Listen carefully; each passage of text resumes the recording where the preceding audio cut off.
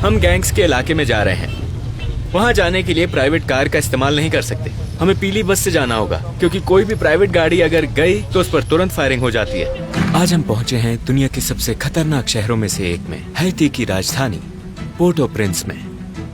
एक खुला इलाका जो हथियारबंद गैंग्स, छिपे हुए अमीरों और विदेशी ताकतों के बीच बटा हुआ है। सिर्फ राजधानी में ही 200 से ज्यादा गैंग्स एक्टिव हैं, जिनके लीडर का नाम है बारबेक्यू, जो अपने दुश्मनों को जिंदा जलाने के लिए बदनाम है। इन मिलिशियाज ने खुद को एक नाम दिया है जिसका मतलब है साथ में जीना। पोर्ट ओ प्रिंस। आज हम जाएंगे उन कैंप्स में जहां लोग गैंग हिंसा से भाग कर आए हैं, जिनके मोहल्ले अब खंडर बन चुके हैं, और फिर हम रेजिस्टेंस से मिलेंगे। आम लोगों का वो ग्रुप जिन्होंने ठान लिया है कि अब और नहीं झुकेंगे। तो ये रेजिस्टेंस है। हाँ, ये रेजिस्टेंस है। आम नागरिक जिन्होंने अपनी जमीन और अपने लोगों की रक्षा के लिए हथियार उठाए। हमें खुद को बचाने के लिए लड़ना ही पड़ा।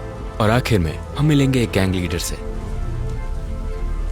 हर सीन उस देश की कहानी दिखाता है जिसकी सरकार तो ढह गई, पर जिसके लोग सिर्फ जिंदा रहने के लिए अभी भी लड़ रहे हैं। ये हमारी जमीन है, हमारा घर है। Let's go. हम राजधानी पोर्ट ओ प्रिंस में पहुंचे। वो रहा एयरपोर्ट। अब हम मिलेंगे रेजिस्टेंस से, सिविलियंस जो अपने इलाके की रक्षा के लिए हथियार उठा चुके हैं। हम रेजिस्टेंस के एरिया में आए हैं। लोगों ने यहाँ से भागने से इनकार कर दिया, भले ही गैंग्स ने उन्हें निकालने की कोशिश की। ये आर्म्ड व्हीकल केन्या से आया है। केन्याई फोर्सेस ने यूएन के साथ मिलकर यहाँ मदद करने का काम किया है। वो अपनी इंटरनेशनल इमेज सुधारने के लिए सीधे अफ्रीका से यहाँ पर आए हैं। यहाँ की सारी कम्युनिटीज गैंग के कंट्रोल में है। शहर ऐसे बटा जैसे बॉर्डर देशों को बांटते हैं। और जब हमला होता है वो कई लोगों को मारते हैं, बलात्कार करते हैं, बच्चों को पीटते हैं। लेकिन ये लोग तो सिविलियन हैं, उनके अपने लोग हैं, इसलिए उन्होंने खुद के लिए रेजिस्टेंस ग्रुप बनाने का फैसला किया। तो ये अपने लोगों की रक्षा करते हैं। हाँ, अब हम रेजिस्टेंस के साथ हैं और मैंने भी उनका यूनिफॉर्म पहना है। अगर मैं गैंग कंट्रोल्ड एरिया में ऐसे जाता तो मारा जाता, क्योंकि ये रेजिस्टेंस यूनिफॉर्म है। इन्हें कहते हैं विजिलेंटीज, साधारण लोग, मैकेनिक, किसान, पिता, जिन्होंने अपने घरों की रक्षा खुद करने का फैसला किया।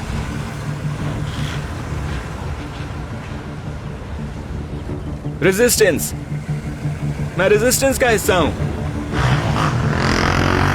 आई थी।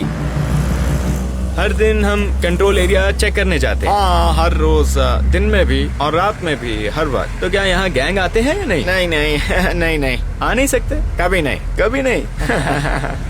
उसने कहा कि ये उसका इलाका है, कोई इस पर अटैक नहीं कर सकता। क्या ये लोग पूरा पहाड़ कंट्रोल करते हैं? हाँ।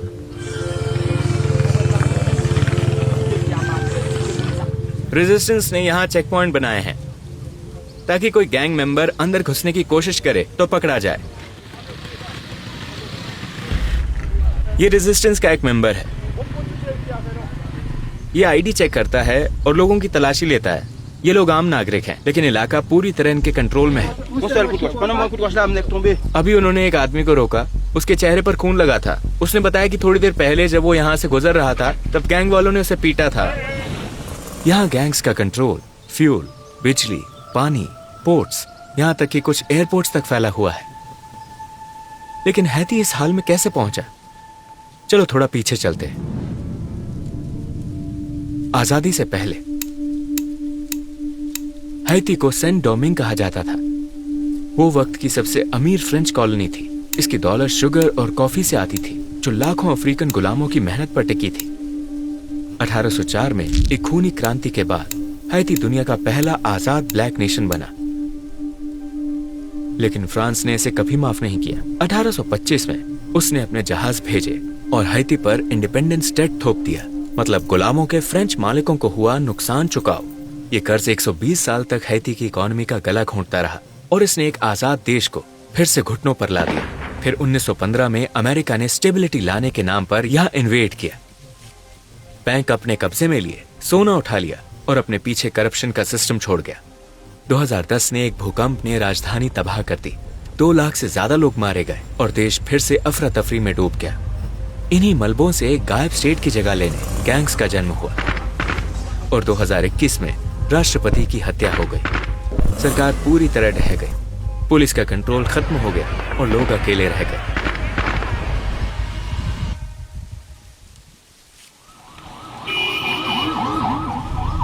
अब हम गैंग से मिलने जा रहे हैं। उन तक पहुंचना आसान नहीं था। तो अब हम बस लेंगे क्योंकि पोर्ट ऑफ प्रिंस का डाउनटाउन गैंग्स के कब्जे में है। हम गैंग्स के इलाके में जा रहे हैं। वहां जाने के लिए प्राइवेट कार का इस्तेमाल नहीं कर सकते। हमें पीली बस से जाना होगा क्योंकि कोई भी प्राइवेट गाड़ी अगर गई तो उस पर तुरंत फायरिंग हो जाती है। देखो लोग कैसे एक दूसरे पर चढ़े हुए हैं। हमें उनके इलाकों से गुजरना है, वो भी भेष बदल कर।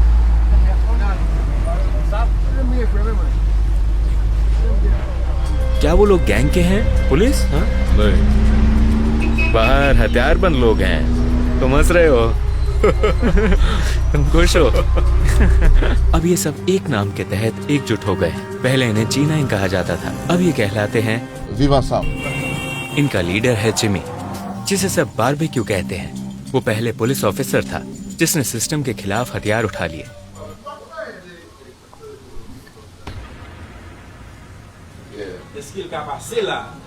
क्या मैं तुम्हारे साथ जा सकता हूँ?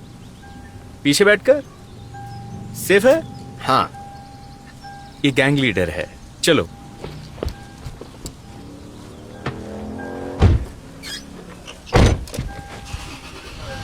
गाड़ी पूरी तरह टिंटेड है। ये उनमें से एक गैंग लीडर है। और ये घर खाली है?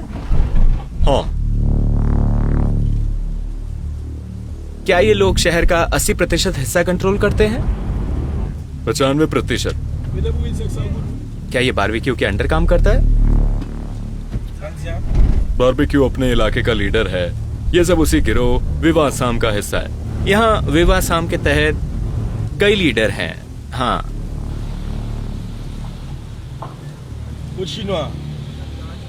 अब हम एक जगह जा रहे हैं जहाँ इसका सीक्रेट इंटरव्यू शूट करेंगे।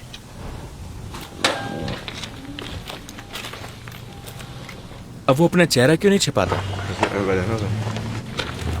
आज के ज्यादातर गैंग मेंबर्स बहुत जवान हैं।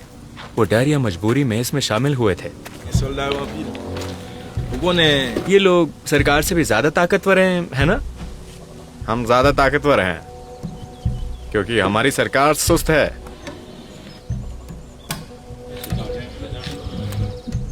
इस देश का हल बस एक है, सबको साथ बैठाना होगा। हम सब एक हैं। सोल्यूशन ये नहीं कि हम एक दूसरे पर गोली चलाएं। तुम्हारे पास बंदूकें हैं, मेरे पास भी हैं, और तुम ही हो जो मुझे बंदूकें देते हो और गोलियां भी पहुंचाते हो। तुम इंटरनेशनल फोर्सेस से कहते हो कि वो मुझे मार दें, और वही तुम मुझे ही बंदूकें और गोलियां बेच रहे हो। हम इसे कैसे सुलझाएंगे? क्या करना चाहिए? तुम्हारे पास हजारों नौजवान हैं जिनके पास पहले से ही गन है। अब तुम उनकी गन्स वापस लेना चाहते हो, पर कोई प्लान नहीं दे रहे। तुम ये नहीं बता रहे कि उनका आगे का क्या होगा। मैं तो अपनी गन से थक चुका हूँ। कई बार मैं इसे घर पर ही छोड़ देता हूँ। तो मैं समझता हूँ अगर किसी दिन न्याय हुआ तो मैं शायद अपने किए की सजा भुगत सकूंगा, पर उन छोटे बच्चों का क्या? तो ये बच्चा कितना बड़ा है? 14? अगर मैं याद कर सकूँ तो शायद 14-15 के आसपास। क्या तुम मुझसे पुलिस की करप्शन के बारे में पूछोगे? क्या पुलिस ने ये दे रखी है? पुलिस भी करप्ट हो गए हैं क्योंकि वो भूखे हैं। कभी कभी सुनने में आता है कि कोई पुलिस ऑपरेशन हुआ है, पर असल में तो ये बस पैकेज पहुंचाने का बहाना होता है। तो पुलिस उन्हें ये हथियार बेचती है। हाँ। ऐसा लगता है कि कोई सोल्यूशन ही नहीं है, सब एक साइकिल में फंसा हुआ है। उसने बताया कि इन गोलियों का एक बॉक्स लगभग $2,500 में आता है। हाँ, देखो केन्याई फोर्सेस जो साल भर पहले आई थी, नतीजा 0। क्या कोई इमरजेंसी है? बाद में हम बिजी हैं। गैंग्स ने बहुत से अपराध किए हैं। गैंग्स ने बहुत बुरी चीजें की हैं। तो वो मानते भी हैं कि उन्होंने लोगों को जलाया, किडनैपिंग और हत्या, पर अब वो थक गए हैं। हाँ, पॉलिटिशियंस ने पहले उन्हें खूब इस्तेमाल किया। वो एक गिरोह को दूसरे के खिलाफ भेजते थे, एक दूसरे से लड़वा कर अपने काम निपटवाते थे। उसने मेरा एल सेल्वाडोर का सेकॉट वाला वीडियो देखा है, उसे क्या लगा? हाँ, आपने जो देखा, एल सेल्वाडोर में सरकार काम कर रही है, वहाँ सरकार चल रही है। तो जो सरकार ने किया, क्या उसे लगता है कि उन्होंने गैंग्स को पकड़कर अच्छा किया? हाँ, उसने कहा कि कम से कम उन्होंने एक स्ट्रॉन्ग फोर्स बनाई, उन्हें पकड़ा और जेल भेजा। हाँ, उसने कहा कि राष्ट्रपति नायब बुकेले ने जो किया वो सही था। हाँ, पर ये खुद गैंग मेंबर है। हाँ, पता है, पर यहाँ सरकार वैसा कुछ नहीं करती क्योंकि उनका भी गैंग्स में कुछ इंटरेस्ट है। सरकार चाहती है कि गैंग्स रहें। हाँ, अब लोग मेरे पीछे पड़ेंगे। इसके बाद वो समझ गया। लीडर खूब एंजॉय कर रहा है। वो पूरी कोस्ट लाइन कंट्रोल करते हैं।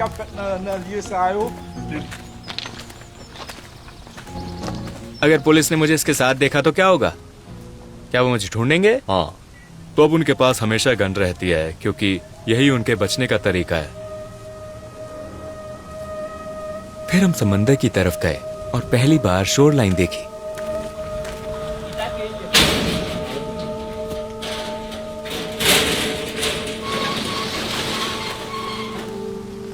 ये सीसाइड विला अब उनके कंट्रोल में है। अब ये उनका है। फ्रीडम।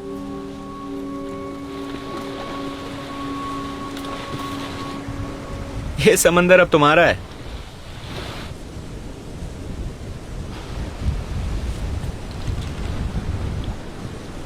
हाँ, मुझे हैती होने पर गर्व है। हम आजादी के ब्लैक वंशज हैं और हम गर्व महसूस करते हैं। इसे कभी नहीं भूल सकते। हमने सबसे पहले दुनिया को दिखाया कि असली आजादी क्या होती है। हम बच गए। भगवान का शुक्र है, हम बाहर आ गए। बाहर हैं। हम बाहर हैं। हो गया। अब हम जा रहे हैं उन कैंप्स में जहां वो लोग रहते हैं जो गैंग्स की गोलियों से बचकर भागे थे। ऐसे लोग सैकड़ों की तादाद में हैं। ये जगह टेम्पररी है। कोई नहीं जानता कब तक, क्योंकि इन्हें यहाँ रहते हुए 9 महीने से ज्यादा हो चुके हैं। और यहाँ मार्केट भी है। हाँ, उन्हें जीना भी तो है। ये वही लोग हैं जो अपने इलाकों से भागे थे जब गैंग्स ने उनके घरों को जला डाला था। उनके घर अभी भी वही हैं, पर वो लौट नहीं सकते। करीब 1 महीने पहले गैंग्स ने थोड़े लोगों को वापस जाने की इजाजत दी थी, पर अब वहाँ कुछ बचा ही नहीं है। ये लोग बेघर हैं और उन्हें नहीं पता कि वो कब लौट पाएंगे। ये देश लगभग भुला दिया गया है।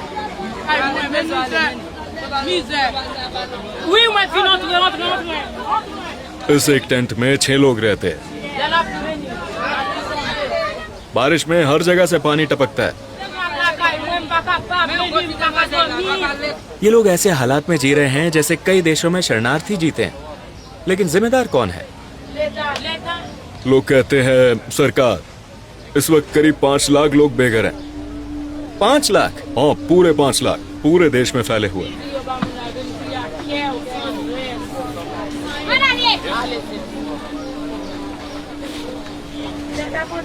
अब यही उनका घर है। एक वक्त था जब ये देश आजादी की मिसाल था और आज डर की पहचान बन चुका है। यही है हैती, वो जमीन जिसने सबसे पहले खुद को गुलामी से मुक्त किया और आज भी आजाद रहने के लिए लड़ रही है।